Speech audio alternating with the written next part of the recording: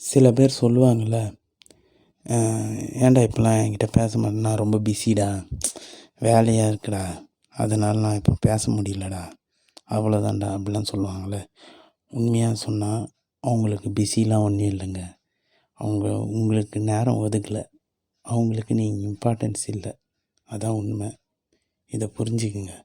இனிமேல் யாராவது உங்கள்கிட்ட வந்து நான் ரொம்ப பிஸியாக இருக்கேன்டா, நான் அப்புறம் பேசுகிறேன்டா அப்படின்னு ஃபோன் பேசும்போதோ இல்லை கிட்ட போய் பேசும்போதோ இப்படிலாம் சொன்னாங்கன்னா அவங்க உங்களை அவாய்ட் பண்ணுறாங்கன்னு அர்த்தம். அவங்க வாழ்க்கையில் நீங்கள் இல்லை, அதை நீங்கள் புரிஞ்சுங்க. ஏன்னா நம்மளுக்கு முக்கியமானவங்க நேரம் இல்லைனாலும் நம்மளுக்காக நேரம் ஒதுக்குவாங்க. அப்படி ஒதுக்காதவங்க வந்து நம்ம இம்பார்ட்டன்ட் இல்லைன்னு நினைக்கிறவங்க மட்டும்தான் நம்மளை ஒதுக்கின்னு போவாங்க. இதை புரிஞ்சுக்குங்க. இன்னொரு வாட்டி யாராவது நான் ரொம்ப பிஸி, நான் இப்போ பேச முடியாது அப்படிலாம் சொன்னாங்கன்னா புரிஞ்சுக்குங்க, அவங்க வந்து உங்கள் கூட பேச அவங்க விரும்பலைன்ட்டு தான் அர்த்தம். இனிமேல் யாராவது சொன்னால் அதுக்கப்புறம் அவங்க கிட்ட பேசுகிறத விட்டுருங்க.